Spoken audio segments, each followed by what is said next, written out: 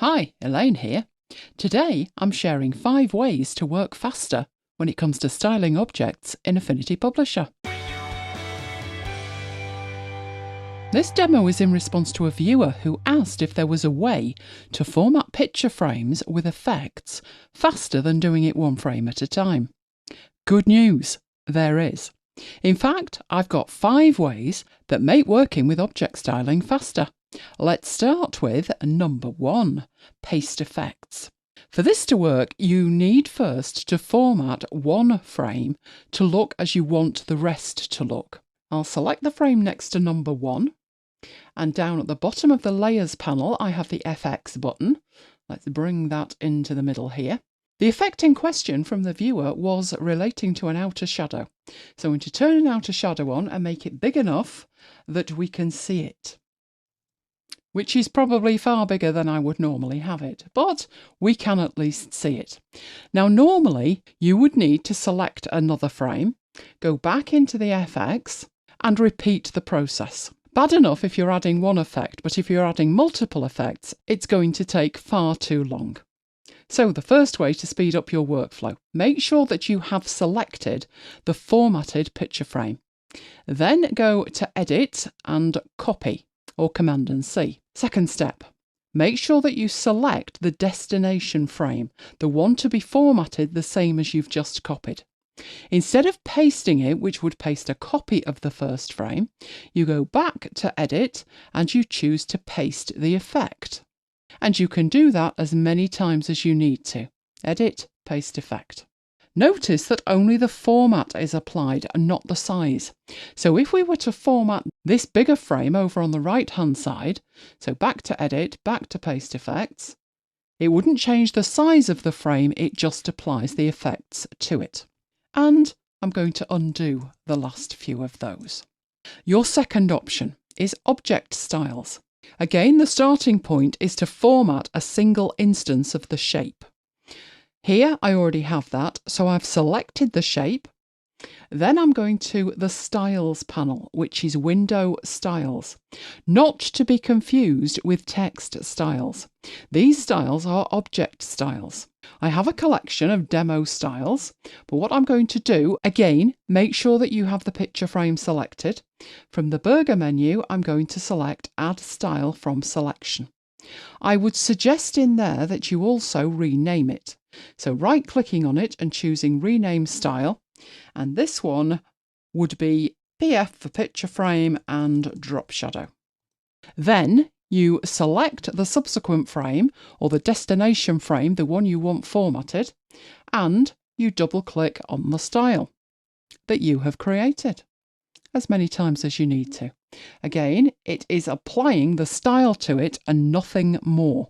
You can also create as many different styles as you need. Your third option is Assets. What I'm going to do with that is select that first frame again. Window Assets will show you your Assets panel. Again, I have a set of assets for demo purposes, but if you need to create one, you can create a new category from the burger menu. Once you've done that, you're going to need to create a subcategory, which is where the assets actually live in here. So I'm creating a subcategory. I am going to click on its burger menu and rename that to picture frames. Then all I need to do, and again, remember, select it. That's the number one mistake people make. It is selected. From the lower burger menu, I'm going to choose to add from selection, and that adds it as an asset. It will use the layer name as the name, so if you need to rename that, picture frame drop shadow again, you can do. Now, how you would actually use that, I'm going to need a blank page to start that with. So let's add in here 2 pages, and we want them after page 3. From the Assets panel, you simply drag and drop it. Place it where you require, and it is pre-formatted. The thing to remember with assets is it's not only pre-formatted, it's also a set size.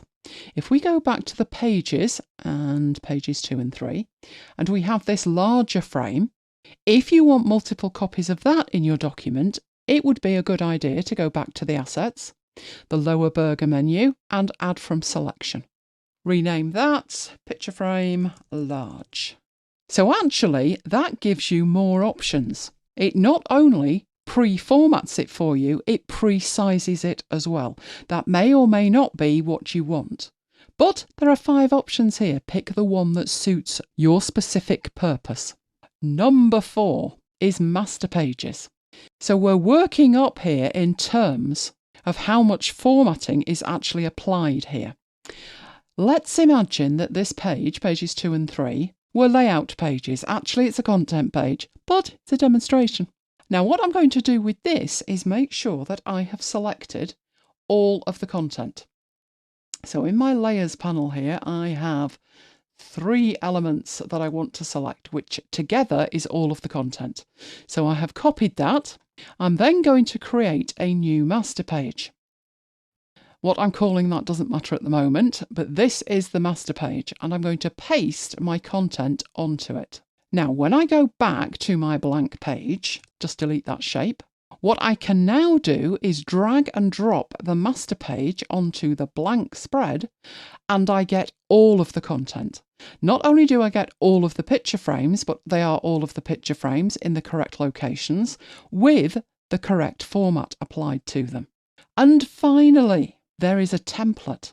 With that, you get your document as far along in production terms as you possibly can. And then you go to File, Export as Template. Now, I have a specific location for mine, but you can place them anywhere you like. Mine are in a cloud service, Dropbox. In my Dropbox folder, I have an application support folder. And in there, I have subfolders for all of my applications.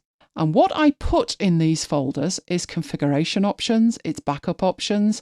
I can even put the license information, and then it's all in one single place. You'll notice that I have 4 folders for my Affinity apps. I have the first one, Affinity Apps, which is generic content. And then I have 1 folder each dedicated to Designer, Photo and Publisher. If I go into Publisher, we can see I have templates at the top. Then I have shortcuts and I have my other files that I'm working on.